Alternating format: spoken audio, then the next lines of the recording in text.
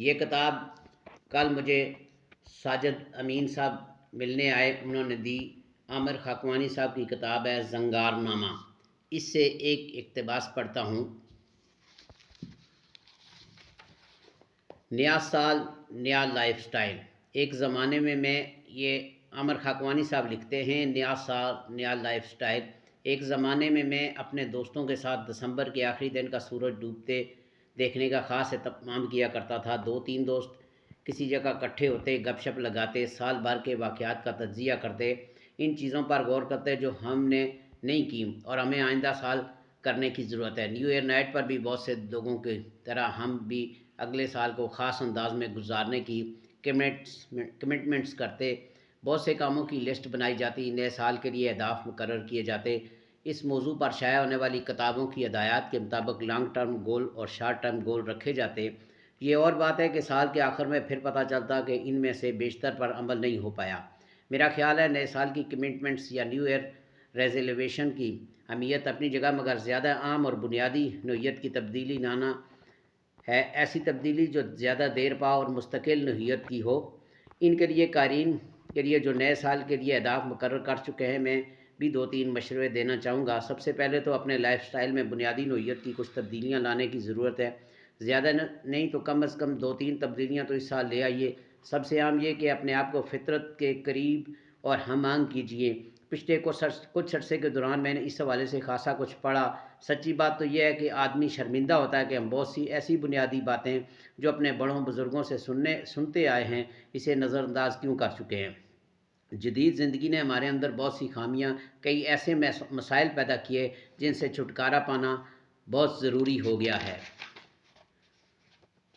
ایک لمبے زمانے تک ہمارے اوپر والدین کی جانب سے پابندی تھی کہ رات کو عشاء کی نماز کے بعد سو جایا کریں اور صبح فجر کے لیے بیدار ہوں۔ اس زمانے میں خوش قسمتی سے ایک ہی ٹی وی چینل تھا جس پر الا ماشاء اللہ رات 9 بجے کے خبرنامے کے بعد کوئی کام کا پروگرام لگتا ہی نہیں تھا۔ خبرنامہ اس زمانے میں ایک طرح سے سونے کے الارم کا کام دیتا تھا۔ فطری طور پر اتنا جلدی سونے کے باعث صبح جلدی اٹھنا ممکن ہو پاتا۔ پھر جب ڈش کیبل کلچر آیا تو رات گئے تک جاگنا معمول بن گیا۔ آج کل رات کو 1-2 بجے سونا عام بات ہے۔ ٹی وی چینل، انٹرنیٹ اور فیس بک وغیرہ نے ایسا گھیر رکھا ہے کہ نصف شب کے بعد سونے اور صبح 10-11 بجے اٹھنے کی عادت سی بن گئی ہے۔ سب سے پریشان کن بات یہ ہے کہ 7-8 گھنٹے سونے کے باوجود تھکن ختم نہیں ہوتی۔ ایک عجیب سی کہولت اور بیزاری سی دن بھر چھائی رہتی ہے جسے چائے اور کافی کا کپ پر کپ چڑھا کر دور کرنے کی کوشش کرتے رہتے ہیں۔ اگلے روز ایک دوست نے ایک تفصیلی میڈیکل ریسرچ رپورٹ کا لنک بھیجا جس میں بتایا گیا جو لوگ رات کو جلدی سوتے ہیں ان کی یادداشت بہتر اور ذہن زیادہ پرسکون رہتا ہے۔ بتایا گیا کہ انسان کا جسم کا ایک خاص قسم کا بائیولوجیکل دائرے یا سائیکل میں کام کرتا ہے جس کے تحت رات آرام کرنے اور دن کام کرنے کے لیے فطرت کے اس نظام سے ہم آہنگ ہونا زیادہ بہتر نتائج لاتا ہے۔ یہ بھی بتایا گیا کہ رات 10 سے 12 بجے تک کی نیند 2 گھنٹے اپنی افادیت اور جسم پر اثرات مرتب کرنے کے حوالے سے 4 گھنٹوں کے برابر ہے۔ جو لوگ رات 10 بجے سو جائیں وہ اگر 6 گھنٹے نیند لیں تو عملی طور پر 8 گھنٹوں کے برابر ہوگی۔ سچی بات یہ ہے کہ نیند کے اس نئے نظام کو اپنانا آسان نہیں، لیکن نئے سال کی کمٹمنٹ میں اسے بھی اگر شامل کر لیا جائے تو کوئی حرج نہیں۔ وقت کی ایک خاص تقسیم اور اس کی ایک خاص قسم کی پر اسراریت ہے۔